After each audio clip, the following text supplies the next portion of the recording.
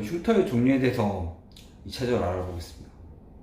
약간 좀 말을 많이 하니까 좀 이렇게 힘들어가지고 중간에 한번 끊었습니다. 그래서 전에 봤던 건 튀어나온 흉터와 함몰 흉터가 있다. 그리고 착색으로 생기는 흉터가 있는데 유철이죠. 어떻게 보면 그러니까 그 철이라고 해서 돌출된 부위가 있고 요 한자로 요 이렇게 파인 게 있잖아요. 철이라는 건 이렇게 그 돌출된 게 있고 그렇게 있죠. 그래서 색소 침착이 있다. 근데 색소 침착도 하이퍼가 있다. 저색소 침착이 있고 그냥 색소 침착이 있는 거죠. 뭐 고색소 침착이라고 할 수도 있고. 근데 저색소 침착이 어떻게 보면 좀 어려울 수도 있죠. 그 안 빠진 그 메렌스포 죽었을 때 그렇게 얘기해 드렸고요. 그러니까 색깔과 모양에서 분류를 했는데 사실 저는 임상적 분류였기 때문에 그냥 제가 보는 대로 분류를 했어요. 교과서적인 게 아니라. 켈로이드 흉터가 있죠.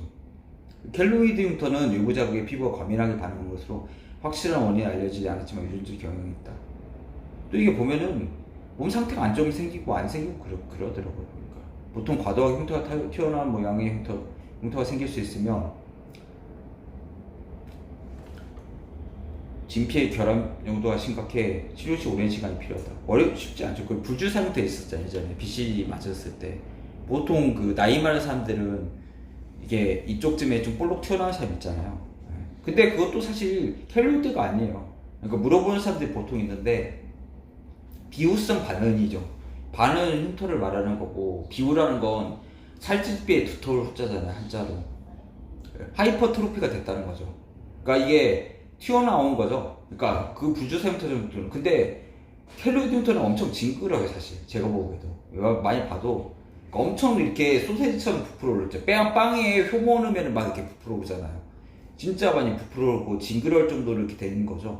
보통 켈로이드 흉터가 생각보다 없어요. 그리고 수술 자국이나 이런 것들을 보면 알 수가 있는 거죠. 네. 켈로이드가 있는지 없는지 본인은 모르죠. 수술 자국이 있거나 이런 것들이 없으면. 그래서 저한테도 이거 켈로이드 아니냐고 물어보거든요. 근데 켈로이드 아니에요. 그냥 비후성 반응이에요. 그냥 튀어나온 거죠. 그냥. 네. 생각보다도 켈로이드 가지신 분이 이렇게 많지는 않은 것 같아요. 그리고 있다고 하더라도 모르는 거죠. 본인이 있다는 걸. 그래서 임상적인 거기 때문에 또 뭐 완전히 뭐 켈로이드라고 하기도 어렵고 본인이 생각이 큰 거니까. 단단하고 당겨지는 흉터. 흉터는 대부분 정상 피부와 달리 피부가 단단하고 딱딱한 경우가 많은데 이걸 그래서 저는 이렇게 한번 피부를 한번 만져봐요. 만져봤을 때 단단하다. 좀 이렇게 힘들겠구나.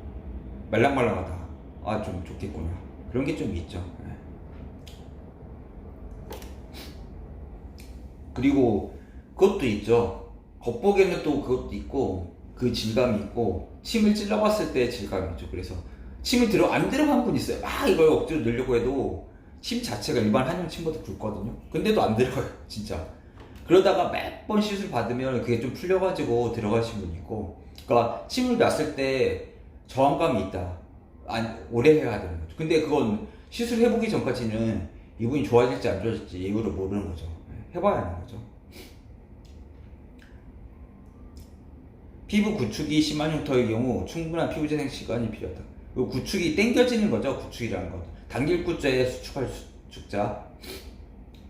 한자 공부도 뭐 하면 좋은데. 그래서 당겨지는 거죠. 그래서 막 쪼그라들어 있는 경우가 있어요. 흉터가 막 그 당겨져가지고 그런 경우 좀 안 되죠. 잘. 털이 나지 않는 흉터가 있죠.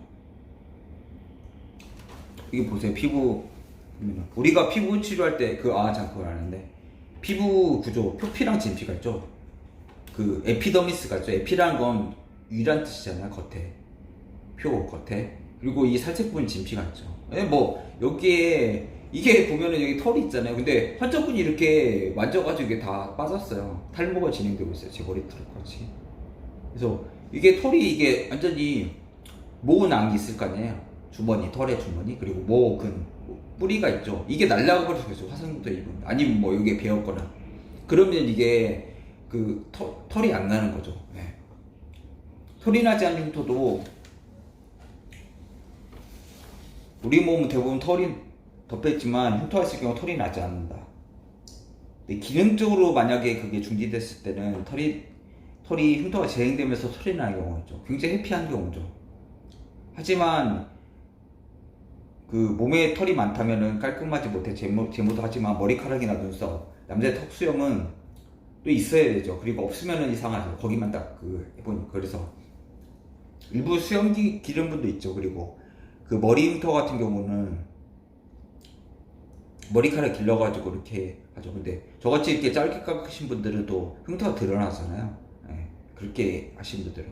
그러니까 이렇게 하신 분들인데, 예전에는 많이 했는데 장담을 못 하겠어요. 그러니까 내 100% 나와줄게 이걸 못하니까 그런 분들은 오히려 좀 뺐어요. 또 그러니까 또 치료를 안 하게 되고 100% 확신을 안 주니까 또 중간에 그냥 상담 받고 가버리시고. 그나마 이거 하시면은 될 가능성은 있거든요. 또 흉터가 많이 좋아지면 이게 하고, 그리고 완전히 또 이게 털이 100% 나는 게 아니라 연모가 나요. 이게 머리카락처럼 이게 굵은 게 아니라 베넷머리 있잖아요. 아기처럼 좀 약간 가느다란 머리털이 또 나요. 그러니까 이게 완전히 또 덮여지는 건 아니고, 그리고 100%가 아니라 한 20, 30% 나요. 그러니까 이게 또 특히 눈썹 같은 경우는 뭐 몇 가닥 나는 경우도 있고. 그러니까 이게 흉터는 그대로 있잖아요. 그러니까 만족도가 좀 떨어졌어요, 사실. 중간에는 했다가 제가 좀 안 했는데 그나마 되는 건 이거니까. 또 눈썹 흉터 같은 경우는 머리카락 이식해서 심으면 오히려 더 모양이 이상하잖아요. 굵기도 다르고 생장 속도도 다르니까. 그리고 감각이 떨어진 흉터. 이것도 좀 쉽지 않죠. 흉터로 인해서 감각이 떨어질 수 있다. 심각한 경우 피부 감각이 떨어지면 작은 흉터라도 감각이 떨어질 수 있다. 치매 피부 재생 시술은 흉터가 진행되면서 감각이 돌아올 수도 있다. 그러니까 드물게 1회가 제일 아프죠, 흉터침 시술이. 근데 1회가 아니라 오히려 하면 할수록 아프신 사람들이 있어요. 그러면 이게 좋은 소식입니까? 굿뉴스입니까? 배드뉴스입니까? 굿뉴스죠. 왜 그러냐면 감각이 돌아왔다는 건 감각신경이 돌아왔다는 거고, 결국은 피부에도 그런 많은 신경들이 있잖아요. 결국은 그렇기 때문에 그것도 이제 돌아왔다는 거죠. 강릉 갔던 제비가 돌아온 봄 소식이 있는 거죠. 예. 그래서 감각 차이도 좀 느낄 수가 있다. 오히려 아프면 좋은 거다. 하면 할수록, 시술을 하면 할수록. 예. 근데 감각 차이가 돌아온 경우는 좀 그렇게 많이는 있는 거 같잖아요. 화상흉터 같은 경우는 좀 있는 것 같아요, 그게. 예. 근데 저희는 뭐 국소 부위를 하니까 뭐 선이라든지 조그마한 코딱지만한 그런 부위를 하니까 뭐 그 감각은 잘 모르는 경우가 좀 있죠. 근데 그 화상 같은 경우는 간혹 돌아가지고 좀 정상 피부랑 비슷해졌다니까. 감각이 돌아오는지, 털도 돌아오는지, 질감이 말랑말랑해지는지, 피부 만져봤을 때 이런 것도 좀 여러 가지 다양한 걸 살펴야 된다는 거예요. 색도 돌아오는지. 한약적 흉터 피부 재생은 흉터 종류와 부위, 크기와 상관없이 이루어질 수 있다. 그러나 피부가 재생되려면 여러 번의 시술이 필요하며 재생 시간을 기다려야 된다. 치매 피부 재생 시술 중 큰 부작용이나 오랫동안 남는 후유증이 없으므로 안심하고 기다려야 좋다. 그러나 피부마다 치료과가 다를 수 있으며 피부 재생이 잘 될 수 있도록 관리를 하는 것이 좋다.